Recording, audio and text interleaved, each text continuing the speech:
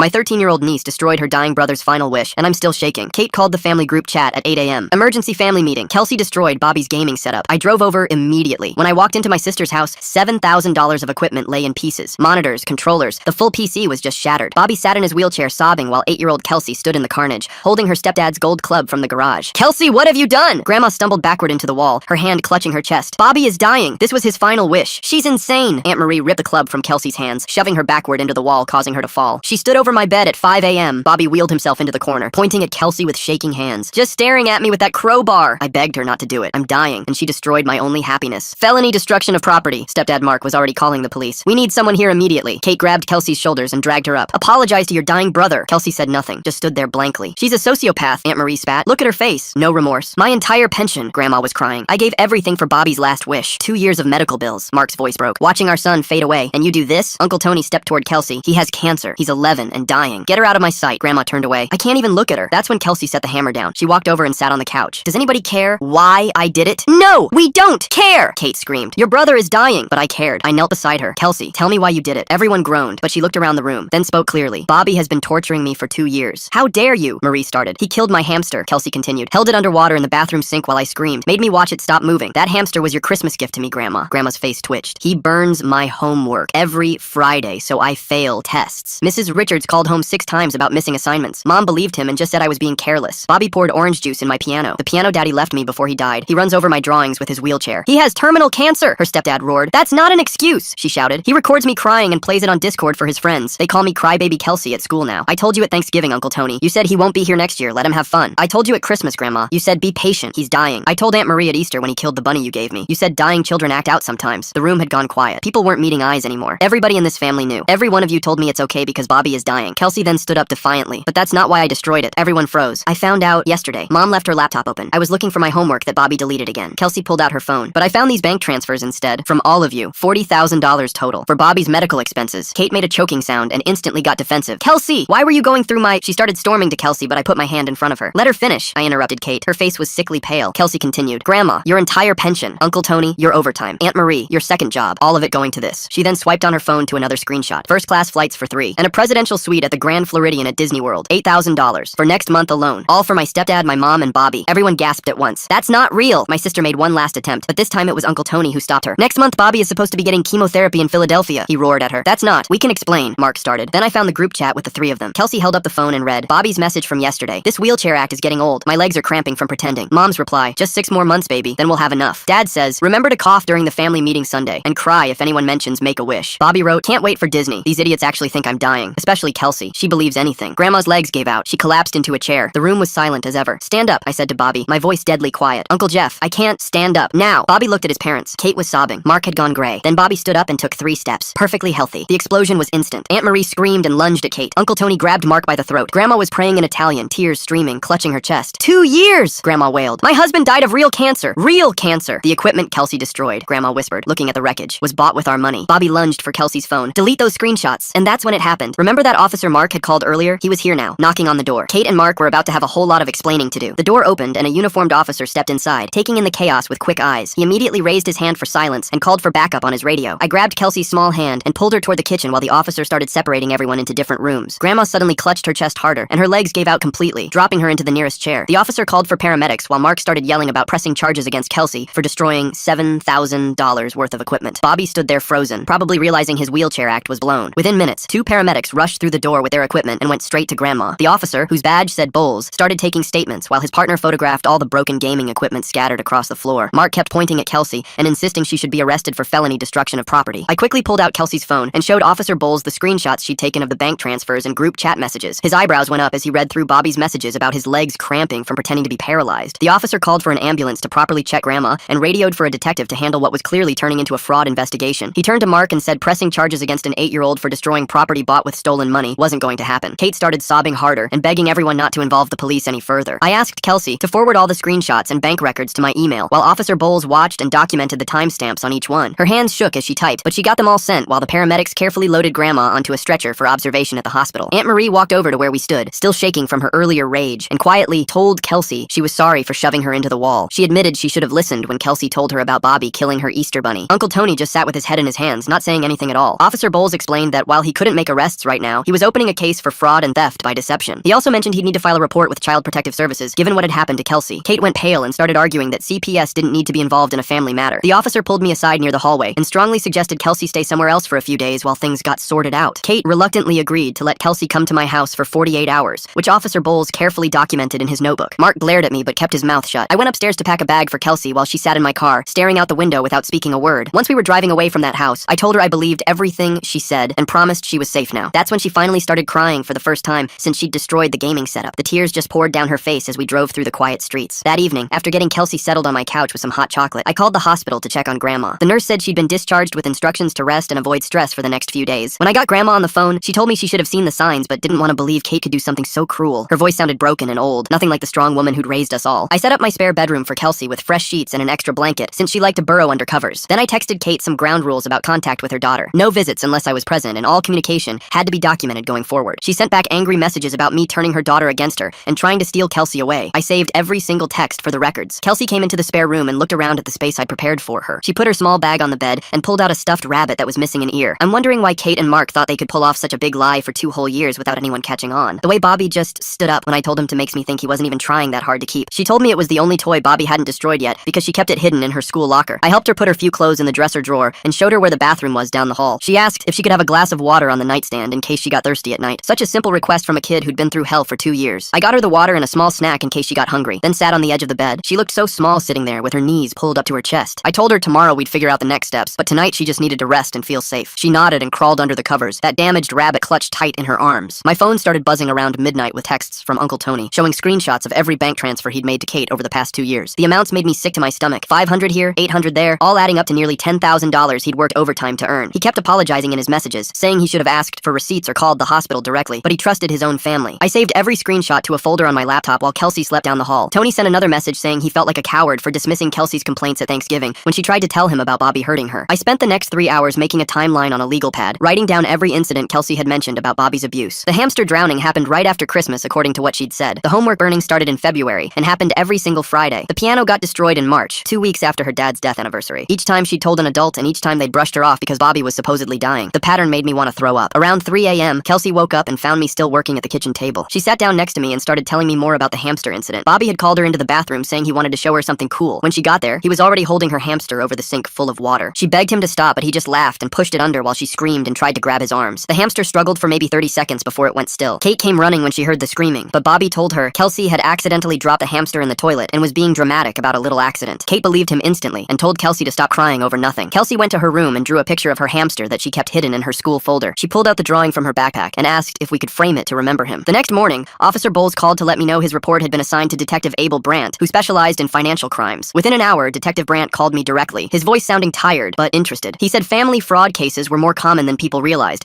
and asked if I could bring all the evidence to the station that afternoon. He wanted to interview everyone involved but needed to see what we had first. While I was on the phone with him, I got a text from Kate saying a woman from Child Protective Services had just shown up at their house. I could hear panic in Detective Brandt's voice when I told him, saying CPS must have gotten the report from Officer Bowles already. About an hour later, I got a call from the CPS investigator, Marianne Boucher, who said she just left Kate and Mark's house. She described finding the destroyed gaming equipment still scattered across the living room floor and said Mark had been extremely defensive when she asked about the family dynamics. Kate had tried to minimize everything, claiming it was just a misunderstanding about medical bills, but Marianne said she'd seen enough red flags to open a full investigation. She needed to interview Kelsey within the next 48 hours at a child advocacy center. That afternoon, I drove to Grandma's house with my laptop and scanner to help her gather all her financial records. Her hands shook as she pulled out folder after folder of bank statements showing withdrawals from her pension account. We scanned every single receipt and withdrawal slip, the total coming to $14,800. She kept stopping to cry, saying her husband had died of real stomach cancer 5 years ago, and this felt like someone was spitting on his grave. She showed me pictures of him during his actual chemo treatments, bald and skinny and clearly suffering, nothing like Bobby's healthy appearance. She said she'd given Kate everything because she couldn't bear the thought of another grandchild going through what her husband did. While we were scanning documents, Uncle Tony called from his construction site during his lunch break. He couldn't stop thinking about all the times Kelsey had tried to tell him something was wrong. He remembered Thanksgiving specifically when she'd shown him bruises on her arm and said Bobby had grabbed her hard enough to leave marks. He'd told her dying kids act out sometimes and to be patient because Bobby wouldn't be here next year. Now he wanted to write a formal statement for the detective about everything he'd witnessed and ignored. 2 days later, Detective Brandt called to update me on his progress. He'd already drafted subpoenas for the airline records showing the Disney trip reservations and was working on getting the medical records from the hospital Kate claimed was treating Bobby. He said once you start pulling threads in cases like this, everything unravels fast, but he warned me the legal process could take months to fully resolve. He seemed confident though, especially after seeing the screenshots of the family group chat where they'd openly discussed their scam. The assistant district attorney, Lena Boswell, called me the next morning saying Detective Brandt had briefed her on the case. She wanted to make sure everything was done properly properly to avoid any procedural issues that could let Kate and Mark escape consequences. She was particularly interested in the screenshots showing the three of them planning their lies and said that kind of evidence was gold for proving conspiracy. She recommended we gather every piece of documentation before moving forward with arrests. That evening, Kelsey and I sat at my laptop going through her phone for more evidence. She showed me Discord recordings where Bobby's voice could be heard clearly laughing with his friends about making her cry. They called her Crybaby Kelsey and made jokes about her reactions to his pranks. She had photos of her homework assignments burned and charred in the backyard fire pit. She had a video of her piano with orange juice dripping out of the keys. She'd been collecting evidence for months without even realizing it, just trying to show someone, anyone, that she wasn't making it up. I grabbed my phone and called the children's hospital Kate had mentioned during family dinners. The receptionist transferred me to pediatric oncology, where a nurse picked up after 3 rings. I explained I was calling about my nephew Bobby's treatment records for a family emergency. She went quiet for a moment, then told me privacy laws meant she couldn't confirm or deny any patient information. She suggested having law enforcement make the request through proper channels since they had the authority. I thanked her and hung up, frustrated but understanding they had rules to follow. Meanwhile, Marianne from CPS showed up at Kate and Mark's house for an interview about the whole situation. Kate opened the door looking like she hadn't slept, her eyes red and puffy. Marianne sat them down in the living room and started asking questions about Bobby's diagnosis. First, Kate said Bobby had been misdiagnosed by an inexperienced doctor who confused symptoms. Then she changed her story and claimed they were seeking experimental treatment not covered by insurance. When Marianne pressed for specifics, Mark jumped in saying it was all a big misunderstanding about payment plans. Marianne wrote down every contradiction in her notebook, her pen moving fast across the pages. At the same school where Kelsey attended, Daisy Bowden, the counselor, started pulling attendance records and grade reports. She spread them across her desk and finally saw the pattern Kelsey had mentioned. Every single Friday for the past year showed missing homework assignments in multiple classes. The grades would drop, then Kelsey would work hard to catch up, only to fail again the next Friday. Daisy compared this to the dates when Kelsey had reported problems at home to various teachers. The correlation was perfect, and Daisy felt sick to her stomach for not connecting these dots sooner. She started preparing a detailed report showing how Kelsey's academic performance tanked whenever she tried to get help. That evening, my phone buzzed with a voice message from Grandma that was half Italian, half English. Her voice cracked as she talked about her husband Antonio and how he'd suffered through real chemo. She described watching him lose his hair, throw up for hours, and waste away to nothing. She said she was ashamed for using his memory to guilt Kelsey into being patient with Bobby. She wanted to make things right but didn't know where to start and kept switching between languages. Detective Brandt called me the next morning with an update on his investigation. The airline had sent over the records he'd subpoenaed showing 3 first-class tickets to Orlando. The names on the reservation were Kate, Mark, and Bobby, scheduled for next month. The Disney resort booking showed a presidential suite at the Grand Floridian for a full week. The total came to over $8,000, all paid with a credit card in Kate's name. Kelsey kept evidence of Bobby's abuse for months. While everyone dismissed her, the Discord recordings, burned homework photos, and that piano video, she was building a case without even knowing it, just desperately trying to get someone to believe her reality. He added these documents to his growing evidence file and said things were moving fast. 2 days later, the Children's Hospital finally responded to Detective Brandt's official request for medical records. They confirmed they had no oncology file for Bobby, no chemotherapy appointments, no cancer diagnosis at all. His medical records showed only routine pediatric visits for normal kid stuff, like strep throat and ear infections. His last visit was 6 months ago for strep, and he'd been prescribed antibiotics. Detective Brandt called this the smoking gun he needed to prove the whole cancer story was fake. That afternoon, Mark called my cell while I was making Kelsey lunch at my apartment. He started rambling about how they were just exploring second opinions, and everyone was overreacting to a misunderstanding. I told him I was recording the call since that's legal in our state without his consent. He immediately got defensive and started yelling that I was trying to trap him. He claimed they never meant for things to go this far, and it started as a small lie. I asked him to explain the Disney tickets, and he hung up on me without answering. Later that day, one of Kelsey's classmates sent her screenshots from Bobby's Discord server. Bobby had posted about how his family were haters and how he'd almost gotten caught but pulled it off. He bragged about fooling everyone for 2 years and said he deserved an Oscar for his performance. He even joked about practicing his wheelchair routine and complained about having to fake cough all the time. The kid who sent the screenshots said Bobby didn't realize his posts could be used as evidence against him. A DA, Lena Boswell, reviewed all the evidence Detective Brandt had gathered and started drafting preliminary charges. She listed theft by deception for the $40,000 stolen from family members. She added conspiracy to commit fraud since all 3 of them planned it together. She also included child cruelty charges for what they'd put Kelsey through for 2 years. She noted in her file that Kelsey's destruction of the gaming equipment wouldn't result in charges. Since the equipment was bought with stolen money, it wasn't really Bobby's property to begin with. She wanted to move carefully, but make sure the charges would stick in court. CPS held a meeting and created a formal safety plan for Kelsey's living situation. They determined she would stay with me temporarily while the investigation and legal proceedings continued. Kate would only get supervised visits at the CPS office with a social worker present. Mark wouldn't be allowed any contact with Kelsey at all given his aggressive behavior. Kelsey seemed relieved when Marianne explained the plan, but her face fell when she realized she couldn't see her mom normally. It was complicated for an 8-year-old to process that her mom had done something so wrong. That first weekend, I took Kelsey to Target and let her pick out stuff for her new room at my place. She grabbed a purple nightlight shaped like a butterfly and spent 20 minutes testing every single one on the shelf to find the brightest. We bought shelves for her drawings and she arranged them by color while I made pancakes Saturday morning. She ate 3 bites, then stopped and looked at me like she was waiting for something bad to happen. I told her she could eat as much or as little as she wanted, and she relaxed enough to finish half the stack. Sunday morning, she woke up screaming from a nightmare, and it took an hour to calm her down. My phone was blowing up with family group chat messages the whole time. Aunt Marie wrote paragraph after paragraph about how sorry she was for not listening to Kelsey at Easter when Bobby killed that bunny. Uncle Tony sent me screenshots of his bank transfers to Kate with angry emojis and said he felt like the world's biggest fool. Kate kept sending voice messages crying and saying we were all overreacting, and then switching to screaming that I kidnapped her daughter. I muted the chat but took screenshots of everything for the lawyer I knew I'd need. Monday morning, I called Kelsey's school school and asked to speak with the counselor about what was happening. Daisy Bowden set up weekly sessions for Kelsey starting that Wednesday and made notes in her file that she was going through family trauma. She talked to all of Kelsey's teachers privately and told them to give her extra time on assignments without making a big deal about it. Kelsey came home from the school that first day and said Mrs. Richards actually smiled at her and asked if she was okay. Marianne from CPS called Tuesday and said Kelsey needed to do a formal interview at the Child Advocacy Center downtown. She explained they had special rooms with cameras where trained people would talk to Kelsey about everything that happened. She said I could watch from another room but couldn't be in there with her. The interview was scheduled for Thursday, and Marianne spent an hour on the phone walking us through what would happen so Kelsey wouldn't be scared. Detective Brandt started calling family members for official statements that same week. He interviewed Grandma first at her house, and she showed him every receipt she'd saved from giving Kate money. She cried through the whole thing and kept saying she should have asked for medical records but trusted her own daughter. Aunt Marie met him at the police station and brought printed emails where Kate described Bobby's treatments in detail. Uncle Tony gave his statement over lunch break at his job and admitted he'd worked 60-hour weeks for 6 months to help pay for fake chemo. The detective told me later that all three of them looked broken when they realized how long the lie had been going on. Thursday morning, Detective Brandt called with news that made my stomach drop. Someone had tipped him off that Kate contacted Make-A-Wish Foundation 3 months ago about getting Bobby a Disney trip. The charity confirmed they had an application on file claiming Bobby had terminal leukemia with 6 months to live. They hadn't processed it yet because they were waiting for medical documentation that Kate kept saying was coming. This showed she wasn't just scamming family, but was ready to steal from dying kids too. That afternoon while I was at work, Kelsey texted me from the school saying she found something important on her phone. When I picked her up, she played me an audio recording from last month where Bobby was practicing his sick kid act. You could hear Kate in the background telling him to cough more and sound weaker. She coached him on what to say if anyone asked about his treatments. Bobby kept laughing and saying this was better than theater class. The detective called it the best evidence he'd seen in 20 years of fraud cases. Friday night around 9, someone started pounding on my front door so hard, the whole frame shook. Mark was outside screaming that I had no right to keep his wife's daughter from her. I grabbed Kelsey and took her to the back bedroom, locked the door, and called 911. I stayed on the phone with the operator while Mark kept pounding and yelling threats about what he'd do if I didn't open up. The police took 12 minutes to arrive, but Mark was still there kicking my door when they pulled up. They arrested him for criminal threats and disturbing the peace while Kelsey watched through the bedroom window. The next Monday, I went to the courthouse to file for a protective order against Mark and request emergency custody of Kelsey. The magistrate read through the police reports and CPS documents and granted a temporary order right there. Mark had to stay 500 feet away from both of us, and Kate could only see Kelsey at the CPS office with supervision. The judge looked disgusted when he read about the fake cancer scheme, but stayed professional. 2 days later, CPS filed their official neglect petition with the family court. They created a whole case plan that Kate had to follow to get Kelsey back. She had to complete 12 weeks of parenting classes, attend individual therapy twice a week, and pass random drug tests, even though drugs weren't part of the case. They also ordered Bobby to get psychological evaluation and weekly counseling to deal with whatever made him think torturing his sister was okay. Marianne said the system was finally taking it seriously because of all the evidence we had. The next morning, Daisy called me from the school to talk about how to handle things with the other kids since word was spreading fast about Bobby's fake cancer. She set up a class meeting about honesty and trust without using any names, but everyone knew what it was really about. She made sure the other kids didn't start bullying Bobby, even though what he did was wrong, because 2 wrongs don't make a right. She also pulled Kelsey aside during lunch to tell her that what happened to her was real and that the adults should have listened better. 3 days later, Kate texted me asking if we could meet alone at the coffee shop near my work to talk about everything. I brought my phone to record and told her right away that I was recording, which was legal in our state, and she said that was fine. She sat there picking at her napkin and admitted she knew it was wrong from the start, but they were drowning in bills after Mark lost his job last year. She said it started with just asking Grandma for help with 1 month's rent, and then people kept offering more money and the lie got bigger and bigger. She told me they never meant for it to go on this long, but once Bobby was in on it, they couldn't figure out how to stop without destroying everything. I didn't offer any forgiveness because that wasn't mine to give, and told her she needed to earn it from Kelsey and everyone she stole from. The next week, Boswell called me to say she was offering Kate and Mark a plea deal where they'd plead guilty to fraud and attempted charity fraud. In exchange, they'd get 5 years probation, have to pay back every penny, do 200 hours of community service each, and complete mandatory counseling. Mark's story keeps changing. First, it's a misunderstanding, then a small lie that got out of control. The timing of that Make-A-Wish application makes me wonder if Kate was planning even bigger scams while crying poverty to her family. She said no charges would be filed against Kelsey for breaking the gaming stuff since it was bought with stolen money anyway. They had 7 days to decide if they wanted to take the deal or go to trial where they could face actual jail time. Meanwhile, Grandma met with a financial counselor at the community center who helped her figure out how bad things really were. She'd given Kate almost her entire pension savings and would have to go back to work at 72 years old just to pay her basic bills. The counselor helped her apply for a part-time job at the library and set up a strict budget so she could slowly rebuild her savings. Grandma told me she was determined to move forward instead of sitting around feeling sorry for herself, even though this was the hardest thing she'd faced since Grandpa died. Detective Brandt sent me a copy of his final report, which officially stated that the gaming equipment wasn't really Bobby's property since it was purchased with money obtained through fraud. This meant Kelsey destroying it wasn't a crime, and nobody could press charges against her even if they wanted to. He wrote that in his 20 years of investigating fraud, he'd rarely seen such clear evidence, and that the family was lucky Kelsey had documented everything so well. I spent the next 2 weeks working with Marianne to get ready for the family court hearing by organizing all the witness statements and evidence into a binder. Kelsey practiced what she would say if the judge wanted to hear from her, even though kids her age usually don't have to testify. She was nervous, but kept saying she wanted to tell her truth to someone official who would actually listen this time. Bobby's therapist made him write an apology letter to Kelsey as part of his treatment, but when it arrived, it was only 3 sentences long and didn't sound sorry at all. The therapist included a note saying Bobby was struggling to accept responsibility and understand how his actions hurt others, but they were working on it. Kelsey read the letter once, handed it back to me, and asked me to put it somewhere she wouldn't have to see it again. 2 weeks after that, Kate and Mark showed up at the courthouse to accept the plea deal, looking like they hadn't slept in days. The judge read out all the charges and asked if they understood what they were agreeing to, and they both said yes. Kate cried through the entire thing while Mark just stood there with his jaw clenched, looking mad at the world. The judge ordered them to pay back $38,000 in restitution to all the family members they'd stolen from. They'd have to make monthly payments for the next 10 years, along with completing their community service at a local food bank. The judge also banned them from creating any fundraising campaigns or charity requests for the rest of their lives. Right after court, Marianne filed paperwork to extend Kelsey's safety plan through the whole summer, since Kate needed to complete at least half her required parenting classes and therapy before they'd even consider letting her see Kelsey without supervision. The plan said Kelsey would stay with me, and Kate could have supervised visits at the CPS office once a week if Kelsey felt comfortable with it. Kelsey seemed relieved when Marianne explained she had at least 3 more months before anything would change, and maybe longer if she didn't feel ready. That same afternoon, Aunt Marie showed up at my door with an envelope and asked if she could talk to Kelsey for just a minute. She got down on her knees in front of Kelsey and apologized again for shoving her that day and not believing her all those times she asked for help. She said she'd been so focused on Bobby being sick that she ignored a real child who was really hurting right in front of her. The envelope had a check for $500 to help pay for some of Kelsey's therapy sessions as her way of trying to make things right. She told Kelsey she didn't expect forgiveness, but wanted her to know that she finally understood how badly all the adults had failed her. The next morning, Daisy called me from the school to say she'd been tracking Kelsey's attendance since she started living with me, and the difference was huge. She showed me the charts when I picked Kelsey up that afternoon, pointing to how she'd missed 23 days in the past semester, but only 1 day since moving in with me. She'd already talked to Kelsey's teachers about creating a catch-up plan that wouldn't stress her out too much. Each teacher agreed to let Kelsey turn in 1 missing assignment per week until she was caught up, and they'd grade them for partial credit instead of zeros. Mrs. Richards even offered to stay after school on Tuesdays to help Kelsey with math, since Bobby had burned so many of her homework sheets. Within 2 weeks, Kelsey's grades started climbing back up, and her teachers kept emailing me about how she was raising her hand in class and actually talking to other kids at lunch. About a week after that, Uncle Tony showed up at my door carrying a big cardboard box, while Aunt Marie stood behind him holding an envelope. They'd gone to 3 different music stores looking for a used keyboard that wasn't too expensive but still worked properly. The one they found was a Yamaha with 61 keys, and it came with a stand and a bench. Tony set it up in Kelsey's room, while Marie explained they weren't trying to buy forgiveness. They just wanted to replace what Bobby had destroyed. Kelsey sat down at the keyboard and pressed a few keys, then slowly picked out the notes to Twinkle, Twinkle, Little Star from memory. When she finished the song, she turned around with the first real smile I'd seen from her in weeks. The therapy session started the following Monday with a child psychologist who worked specifically with kids who'd been through trauma. Kelsey didn't want to talk at first, so the therapist gave her paper and crayons instead. She drew picture after picture of her hamster, using every shade of brown and gray to get the fur just right. Then she drew Bobby holding it underwater while she stood there crying. The therapist didn't push her to talk about it, just let her draw, and nodded when Kelsey finally said she felt mad and scared at the same time. After the session, the therapist told me it was good that Kelsey was expressing these feelings instead of keeping them locked inside. Meanwhile, Grandma had started going to a support group at the senior center for people who'd been victims of fraud. She called me after her 3rd meeting to say she'd stopped beating herself up about being too trusting. The group leader helped her see that con artists specifically target family members because they know people want to help their loved ones. She was learning to focus on rebuilding her finances instead of drowning in guilt about losing her pension. Detective Brandt called me about a month later to say he was officially closing the active investigation. Kate and Mark had made their first restitution payment of $800 that would be split among all the family members they'd stolen from. They were also showing up to their required therapy sessions every week and had started their community service at the food bank. The legal system had done what it could do, and now it was just about them following through with the plea agreement. A few days after that, my phone rang with a number I didn't recognize. The woman on the other end said she was a reporter from the local paper and had heard about our family's situation through court records. She wanted to interview me about what happened, maybe get some photos of Kelsey for a human interest piece. I told her absolutely not, that an 8-year-old girl's privacy was more important than any news story. She tried to convince me it might help other families recognize the signs of fraud, but I held firm. She finally agreed not to pursue the story and thanked me for my time. 3 months had passed since that terrible morning at Kate's house when everything came out. The counselor at CPS arranged for Kelsey and Bobby to have a supervised meeting to see if they could start working through what happened. Bobby sat on one side of the room with his therapist, while Kelsey sat on the other side with hers. The counselor explained the rules about respectful communication and asked Bobby if he had anything he wanted to say. Bobby looked at the floor and mumbled that he knew he'd hurt Kelsey, and he was sorry. Kelsey listened but didn't say anything back. After about 20 minutes, she told the counselor she wanted to leave. Everyone respected her choice, and nobody pushed her to stay longer or forgive Bobby. The counselor said it was important for Kelsey to have control over these interactions after having no control for so long. Kate had been working hard to meet all the court requirements and sent proof that she'd completed half of her parenting classes. She also wrote Kelsey a 3-page letter that Marianne delivered to me. In the letter, Kate took responsibility for not protecting Kelsey from Bobby's abuse and for being so focused on money that she ignored her daughter's pain. She wrote that she understood if Kelsey never forgave her, but she hoped someday they could have a relationship again. She didn't demand anything or try to guilt Kelsey, just acknowledged the harm she'd caused. Kelsey read the letter once, handed it back to me, and asked me to put it in a drawer where she wouldn't have to see it every day. 2 weeks later, we drove to the CPS office for Kelsey's first supervised visit with Kate. They had a small room with toys and books where they could spend an hour together while a social worker observed. Everything started okay, with Kate asking about school and Kelsey's new keyboard. But then Kate started crying and saying how much she missed Kelsey, how the house felt empty without her. Kelsey stood up and told the supervisor she wanted to leave. The supervisor immediately ended the visit and walked Kelsey out to me. Detective Brandt just happens to write that Kelsey documented everything perfectly, 20 years of experience, and this is somehow one of his clearest cases. Something about the timing of all these apologies and payments feels really convenient right when everyone's facing legal consequences. She made notes in her file that Kelsey had appropriately advocated for herself when she felt uncomfortable. Finally, the 4-month review hearing arrived at the courthouse. The judge read through all the reports from CPS, the therapists, and Daisy from the school. Marianne testified that Kelsey was thriving in my care and recommended she stay with me through the rest of the school year. The judge asked about Kate's progress and heard that she was complying with all requirements, but still had work to do in therapy. The judge approved the plan for Kelsey to stay with me with a gradual schedule for Kate to earn back unsupervised visits if she continued therapy and respected Kelsey's boundaries. After court, Kelsey and I went for ice cream, and she told me she felt safe knowing she didn't have to go back yet. 2 days after court, Uncle Tony started a new family group chat on his phone and added everyone except Mark. He typed out rules at the top about listening to kids when they say something's wrong and pinned Aunt Marie's apology message where she admitted she should have believed Kelsey about the bunny. Nobody really talked in it for the first week except to share photos of food or weather updates. I saw the community center had free art classes starting and filled out all the scholarship forms for Kelsey while she watched me check every box. The lady at the desk stamped the papers and handed us a supply list that the program would cover completely. Kelsey picked a purple folder for her art supplies and spent 20 minutes choosing between different sketch pads at the store. Her first class was on a Tuesday, and she came home with charcoal all over her hands, showing me how to shade a sphere. Kate kept making her monthly payments to everyone, and Grandma told me she'd gotten back about $5,000 so far. Grandma found a job at the library 3 days a week, checking in books and helping with the children's reading program. She sent Kelsey a photo of herself wearing the library name tag. Bobby's therapist called me to say he'd written another apology letter and asked if Kelsey wanted to receive it. I asked Kelsey and she said yes, so the therapist mailed it to our house. This one was 3 pages long, and Bobby wrote about understanding how scared Kelsey must have been when he killed her hamster and how wrong it was to call her names at the school. His handwriting was messy, but he'd clearly tried to explain each thing he'd done wrong. Kelsey read it twice, then put it in her desk drawer with the other one. The supervised visits at CPS had been going okay, so Marianne approved Kate's request for an unsupervised visit at the park. I drove Kelsey there on a Saturday morning, and Kate was already waiting on a bench with a bag of bread for the ducks. They walked to the pond together while I sat in my car where I could see them, but not hear what they said. Kelsey showed Kate her art folder, and Kate looked through each drawing carefully. After exactly 2 hours, Kelsey walked back to my car, and Kate waved from the bench. In the car, Kelsey told me they'd talked about her art class and which teacher she liked at the school, but Kate hadn't cried or asked her to come home. 4 months had passed since that morning when everything exploded, and our family worked differently now. Uncle Tony called me every week to check on Kelsey and sent her Amazon gift cards for art supplies. Aunt Marie brought casseroles to my house and left them on the porch with notes saying she didn't need to come in, just wanted to help. Grandma had paid off her credit cards with the restitution money and moved to a smaller apartment near the library where she worked. Kate and Mark both worked extra shifts at their jobs to keep making the monthly payments while doing their community service on weekends. Mark cleaned graffiti off buildings, and Kate sorted donations at the food bank. The prosecutor said they were meeting all their requirements and staying out of trouble. Everyone who'd given money for the fake medical bills had gotten back at least some of it, and would eventually get it all if Kate and Mark kept working. Bobby went to counseling every week, and his therapist said he was starting to understand why what he did hurt people. He joined a youth group at the community center where they did volunteer work and learned about empathy. The therapist thought maybe in a year Bobby and Kelsey could try talking again if Kelsey wanted to. On a regular Thursday morning, Kelsey sat at my kitchen table drawing in her new sketchbook while humming a song from her music class. She'd drawn a tree with birds in it and was adding leaves one by one with her colored pencils. Her cereal bowl sat half empty beside her, and she'd already packed her school bag for the day.